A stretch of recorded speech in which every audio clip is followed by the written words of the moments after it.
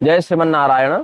आज हम आपको भरणी नक्षत्र के व्रत विधान से अवगत कराएंगे। भरणी नक्षत्र के व्रत को करने वाला व्यक्ति यमराज का पूजन करे। यमराज भरणी नक्षत्र जिनका पीड़ित होता है उन व्यक्तियों को शांति प्रदान करते हैं। भरणीषु च यो जातो यमस्य व्रतमाचरेत् स्वनक्षत्रागमे नद्यास्तटं गत्वा निशामुखे कृष्ण पक्षे चतुर्दश्याम अथवा पूजयेद् यमं सुमेरोर दक्षिणे भागे यस्य संयमनी पुरी। जिस व्यक्ति ने भरणी नक्षत्र में जन्म लिया है वह यमराज का पूजन करे।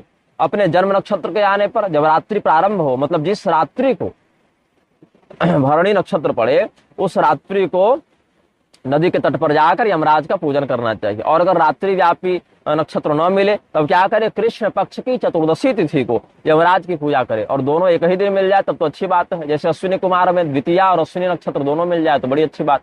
वैसे ही यम देव का, यमराज का व्रत करने वाले के लिए या तो भरणी नक्षत्र की रात्रि हो या फिर कृष्ण पक्ष की चतुर्दशी की रात्रि हो तो यमराज की पूजा करे। यमराज कहाँ रहते हैं? सुमेरु पर्वत के दक्षिण भाग में संयमनी नाम की पुरी में यमराज का लोक बताया गया है। यम क्यों कहते हैं? यमो यम इति श्रुत्वा भीत्या नैवन मना भवेत् आत्मा च यमितो येन सदैव वस्तु यम स्मृतः। यम यम ऐसा सुनकर लोग भयभीत हो जाते हैं, लेकिन उदास नहीं होना है। जो आत्मा को नियंत्रित रखते हैं, धर्म के अनुकूल चलाते हैं, उन देवता को यम कहा जाता है। संयमित रखने से उनको यम कहा जाता है। तो यमाय धर्मराजाय मृत्यवे चांतकाय च वैवस्वताय कालाय सर्वभूतक्षयाय च वृकोदराय चित्राय चित्रगुप्ताय वै नमः। एवं प्रणम्य देवेशं शास्तारं छद्मकर्मणां धूम्राभं चित्रगुप्तं च कालपाशौ तरस्विनौ नाकं मृत्युं च धर्मज्ञं गंधमाल्यादिभिर्यजेत्। यमाय नमः, धर्मराजाय नमः, मृत्यवे नमः, अंतकाय नमः, वैवस्वताय नमः, कालाय नमः, सर्वभूतक्षयाय नमः, वृकोदराय नमः, चित्राय नमः, चित्रगुप्ताय नमः। ऐसे 10 नामों का प्रयोग करके यमराज का पूजन करना चाहिए। यम के लिए नमस्कार है, धर्मराज के लिए नमस्कार है, मृत्यु के लिए नमस्कार है, अंतक के लिए नमस्कार है, वैवस्वत के लिए नमस्कार है, काल के लिए नमस्कार है, सभी प्राणियों का अंत करने वाले देवता के लिए नमस्कार है, वृक नामक अग्नि को अपने उदर में धारण करने वाले देवता के लिए नमस्कार है, चित्र के लिए नमस्कार है, चित्रगुप्त के लिए नमस्कार है। ऐसा बोलकर प्रणाम करने और फिर प्रणाम करना चाहिए। और फिर जो व्यक्ति छिपकर पाप करते हैं यमराज की दृष्टि उन पर भी रहती है। तथा प्रच्छन्न पापानाम शास्ता वैवस्वतो यमः। तो फिर यमराज को भी सभी प्राणियों का शास्ता समझकर प्रणाम करे। और केवल यमराज की नहीं अपितु उनके अगल बगल चित्र का और चित्रगुप्त का भी पूजन करे। धूम्र वर्ण कृष्ण वर्ण के यमराज का पूजन करे, धूम्र वर्ण के चित्रगुप्त का पूजन करे।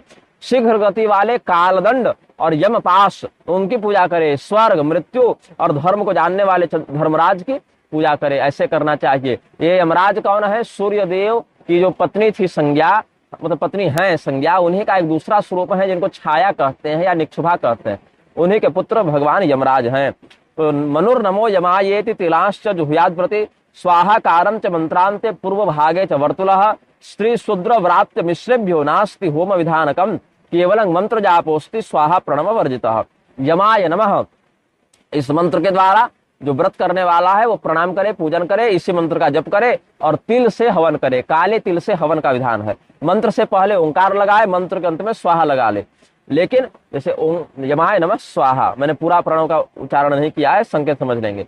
स्त्री शूद्र व्रात्य और वर्णशंकर के लिए हवन का विधान नहीं है। वे लोग स्वाहा और प्रणव के बिना ही केवल यमाय नमः इस मंत्र का जप कर ले तो उन्हें अपने अभीष्ट फल की प्राप्ति हो जाती है।